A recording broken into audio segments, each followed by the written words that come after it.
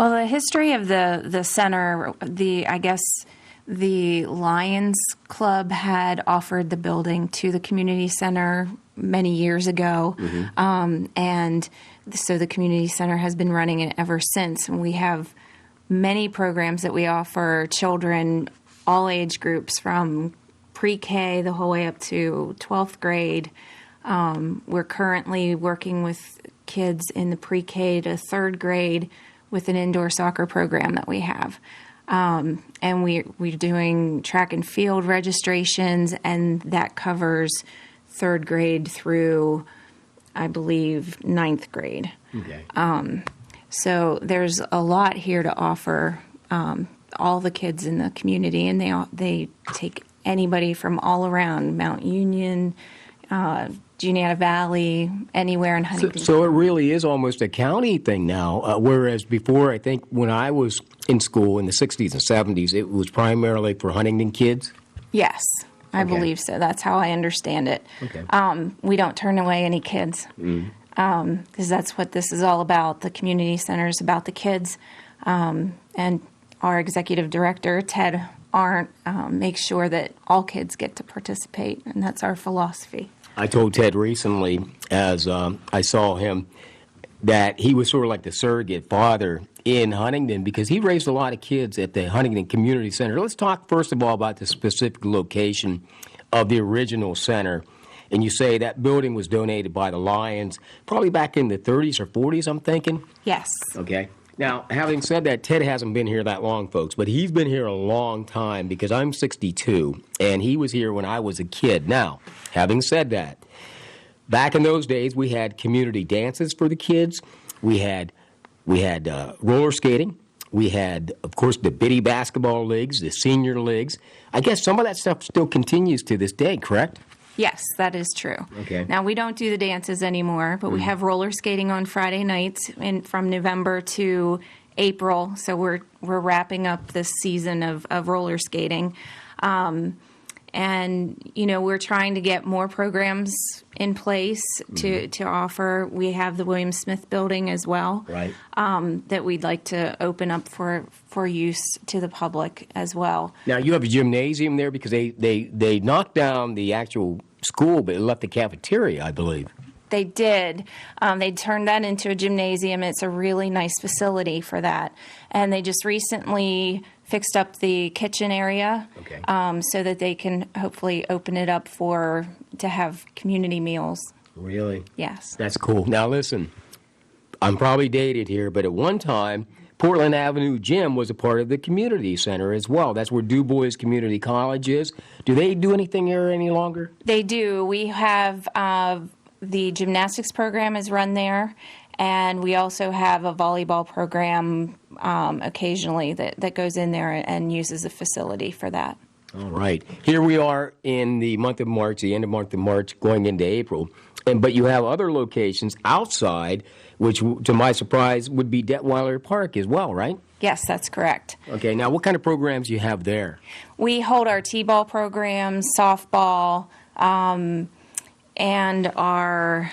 Is there a soccer program, I think? We do have a soccer program in the fall. Okay. Now this spring we'll have, the T-ball will be run there. We did have a softball. I misspoke. There was a softball program for the younger kids for 3rd through 5th grade. Right. But we don't have that program anymore. Yeah, now they have the Little League that just started here recently. Yeah, they just opened that up. So, so we don't offer that anymore, but we do have the T-ball program. Now, how about because of that beautiful track out there? Would you have track and field at all out there, Detweiler, or where is that held? The track and field is held at Juniata College. Oh, okay. So they let us use the facility and graciously. Yes. And they practice there a couple days a week, and the track and field usually has about 4 meets a year. Okay.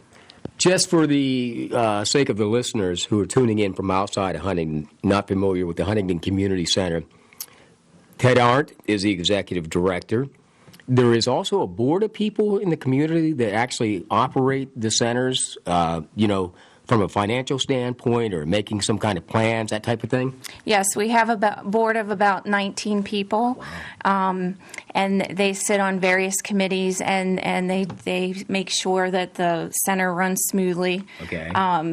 To help Ted out, because Ted really runs the center. Yes, he does. Yeah. He's the executive director now. He also is the chief bottle washer oftentimes, but he's allowed people to do their jobs. Yes, he does. Okay. He's very supportive of all of us, and but yes, we have a board who takes care of the financial end of things, Okay. and comes up with some new ideas for programming and fundraising, that type of thing. Speaking of which, fundraising, all these years, the community center basically operated through the assistance of the community, correct? I mean, there's not a lot of government money, if any, to my understanding, that's involved in running the center? No, we do have a program that we run in the summer. It's the summer lunch program, Okay. and now that is a federally funded program. But for the most part, we are run by donations from the community. All right. Let's talk a little bit about those other outside projects like the summer food program. Now, when does that happen, and what's the eligibility, you think, for somebody to get fed? Where do they get fed? Well, the summer food program is open here, and it's for children ages 2 to 18. Okay. Now, we do offer it to other folks, to people older than 18, but they have a minimal fee that they would have to pay. Right. And that's usually run here at the center in the summer, and it starts in June. In the center, if I'm not mistaken, we're right off of Washington Street. What is this street here? We're on 5th Street. 5th Street. Yes, Okay. 310 5th Street. 310 5th Street. Yes. Okay, so the food program runs primarily in the summer when the schools are shut down. There is a minimal fee for those people that are over 18. Are there fees for any of the other recreational things, Theresa? Because really, I guess, other than registration, there really isn't. It's pretty much free, right? Pretty much. For I mean, programs? we have registration fees because we do have cost We have incurred costs. with all that. Our gymnastics program has a monthly fee because it's a little more involved than Right. our other programs. But yes, for the most part, it is a minimal fee that we charge for per student. Okay, I don't want to jump around here, but I remember that we didn't have gymnastics back in my day. Do you have a swimming program, too, where these people travel? We do have a swimming program, and we have a winter program and we have a summer program. The Okay. summer program will be starting, they have registrations in May. And I don't have specific dates for when they have run their season. Right. But yes, they do. They do travel, Okay. and they have a nice program. Keeping in mind that once we do let you know about registrations, because we can do that on our website at theairnetwork.net, we list those programs and, of course, registration dates and information. But what number can they generally call if the public wants to get, let's say, more information regarding any of these programs? They can always check out our website Okay. at huntcommunitycenter.org. They can also call the center. There's usually somebody here, and if not, they can leave a message. It's at 643-4241.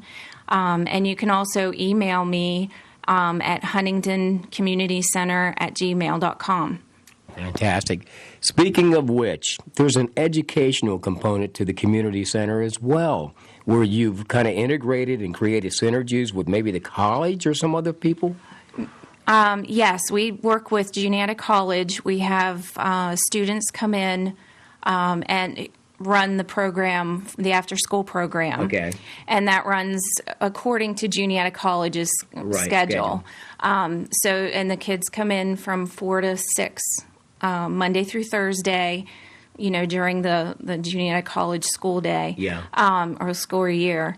And, and they work with the kids on educational components, and then they also integrate some, a little bit of fun, too. Oh, yeah. That's always fantastic. Now, there's always a need for more money. Let's say somebody wants to donate money for equipment. We probably could use more computers, maybe more, How do we go about making donations? You can always send, to the center directly if you would like to do that. We did just get a nice grant for the education center upstairs with mutual benefit. There's always, there's grants. We sometimes get matching grants, but you can always contact the center for more information on that. Right. But if you just want to make a general donation, you can send it to our mail address. Right. And it's listed on our website. Okay. And the website again is? huntcommunitycenter.org. Okay, huntcommunitycenter.org. Talking with Theresa today here at the Huntingdon Community Center. We're at the original location here on Middays in Racetown Country. Is there anything that you think the public really needs to know about what's happening at the center these days that we want to alert them to, maybe even some of the programs coming up? Well, right now we have, swimming registrations coming up. We have softball registrations coming up, and that's at the beginning of May. And those specific dates will be posted on our website and on Facebook. We have Facebook as well. Oh, cool. So that will be posted, and we post them in the daily news as well. But one big thing that's coming up that we need everybody's help with, if they want to help out, we have a Comcast Cares Day on April 30th. Wow, okay. And that's held at... That's during Mayfest. Yes, oh, cool. It is. It is. So if you go to Mayfest, come on over afterwards and sign up and help us. Well, we'll be broadcasting live on Washington Street that day during Mayfest, so maybe we can hook up and do something live with you guys as well that day, huh? That would be great. Okay. That would be wonderful. Because we'll be down at Detweiler Field. We'll have hot dogs and food, and we'll have some fun while we're getting some projects done at the center. And at Detweiler Field, so at our various So that's locations. the Comcast Cares. And what exactly is happening out at Detweiler that day? What all will you have going on? Well, there's various things. Like there's different projects that will need to be done, and we don't have a specific list yet. Okay. But we'll be cleaning up the areas that need to be cleaned up. I would imagine the area where the trees and the track, and so just we'll have different projects that Mr. Arndt will tell us what we need to do. And I'm sure he will. Yes, he will. So you have that day coming up. What else do you have on your schedule? I see you got a long list of things there. I do. Well, we just set up teams for T-ball. So T-ball practices should be starting soon. Okay. Now, where are those practices held? Outside, where? At Detweiler or various locations? They are at Detweiler and at various locations, depending on where team. on the team and where they're from. Okay, cool. And it's up to the coach. Yeah. Basically. Right. So, but I do have some dates for the swimming registrations. Sure, go ahead. That's May 3rd, 4th, 9th, and 11th from 6:30 to 8. And that will be held here at the main location of the community center. And softball will be held May 9th through the 11th, and then they have a tryout day of Saturday, May 14th. Wow. At 10. So. Wow. You guys are so involved in everything here, and it probably is difficult. I know, because you're kind of new, like keeping track of all this stuff. I mean, are you doing okay? I think I'm doing okay. Right. I hope so. Do you sleep here? Because I used to think Ted had a room here in this place somewhere. He should have a room here somewhere. I could spend many hours here. I bet you could. But it is a marathon and not a race, and it's been going on for many years. I don't know if you've heard all the stories about the countless things the center means to people. It's great to be involved with this place. Yes, I've heard all wonderful things. I'm not from this area, so I've heard a lot of good things about the Huntingdon Community Center and all the good things that happened here. Yeah. A lot of kids grew up in this center, and they have a lot of great memories, and they share those with me. And now we're grandparents, and now, and here... Well, here's the deal. You didn't grow up here, so do you know of any place like this place? Seriously.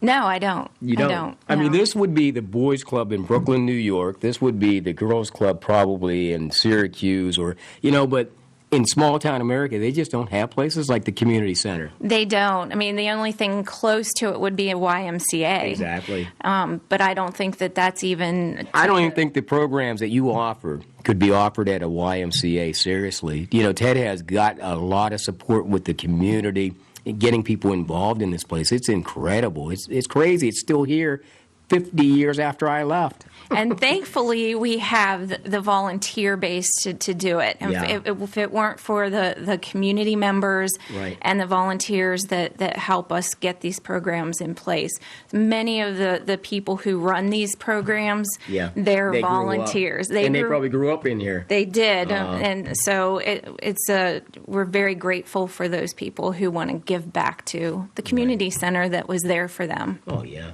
You know, at one time, if you've heard the story, they used to have swimming here, too. Probably when my mom was a kid. And if she were still living, she'd be 100 years old now. Yes, I did hear of that. And the swimming pool, you have a banquet room or something? They closed it. It's in the Rotary Room downstairs in this community center. Yeah. And they covered it up, but it's still underground. Underneath. They didn't fill it in. I remember seeing that because in the 70s and 60s, I think we used a part of that as a weight room at one time, for weights, free weights and stuff. Mm-hmm. Now, talk about that. Can somebody rent out the center, or how do you go about that? Yes, if the community center is open for any events, we have a boardroom that can be used for meetings. Okay. The Rotary Room is a large room. It has a kitchen attached to it. The basketball, we have the gymnasium in the community center, as well as up at William Smith. Right. Those are available for rental as well. And all you would have to do is contact the center for information, and we'd be happy to give that information. Yeah, because, this will be my 76th family reunion coming up in September, and I think we've used your Rotary Room probably for the last 40 years or something, or 30 years. Yeah, So we've been coming back here to the center ever since we were babies. That's wonderful. It's such a great history. It is. And it's one that really should be told. Now, you're just getting up to speed. I am. Because you're going to be overwhelmed soon. When people tell you some of these stories, it's going to be incredible. Yes, it is. It is. So, hey, listen, what else you wanted to share with us today before we wrap this up? Because I'll be coming back again just to kind of get an update. Now, you also, do you write a newspaper article? I do. I heard. Now, tell me about that. When's that in the paper? I do an article every 2 weeks. Your columns in My there? columns in the Daily News every 2 weeks. Is this like advice from Theresa, or what's it called? No. It's just happenings at the HCC. So I just give some updates of what's happening and highlight the exciting things that are happening here at the center. And so you never have a lack of any words to put on that page, because you probably always have something to put in there, right? So far, no. I mean, I've only done 3 so far, but no, there haven't been. How do you enjoy that experience? That's got to be cool. I do. I really enjoy it. Yeah. I wasn't sure how I would feel about writing an article every 2 weeks, but it's actually been quite fun. Well, good for you, because you see, now you're going to have like these fans coming in here because they're like, I know Theresa, she writes that newspaper article. Can you put like maybe your recipe for maybe raisin cookies in there?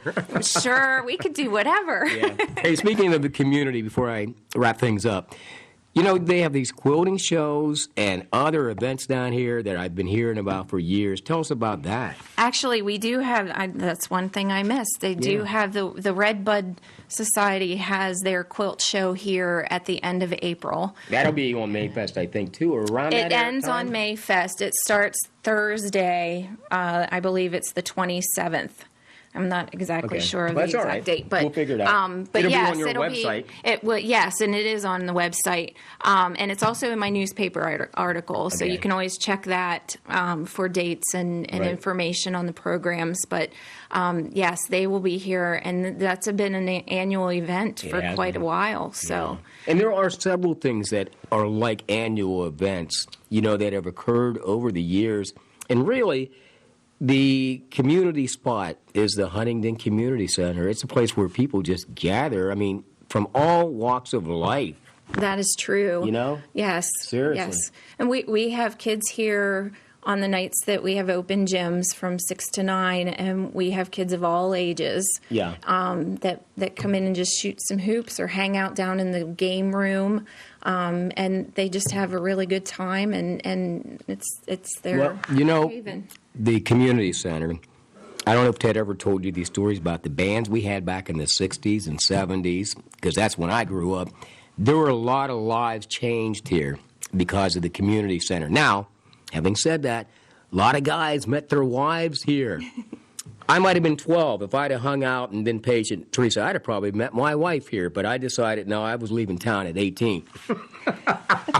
See how much fun we have on middays in Racetown Country. But no, seriously, have you heard any of those stories yet? I have not heard any of those stories. Oh, there yet. probably are a million of them. I can't wait to hear some of those. Okay, yeah. The only thing I've heard is that you used to play in a band here. Yes, I was. I was the lead singer, and and a lot of other guys came here that were famous.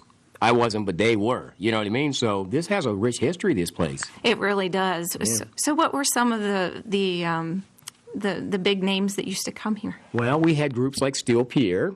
Okay, we had Wicked Truth out of Altoona, Jerome Barnes.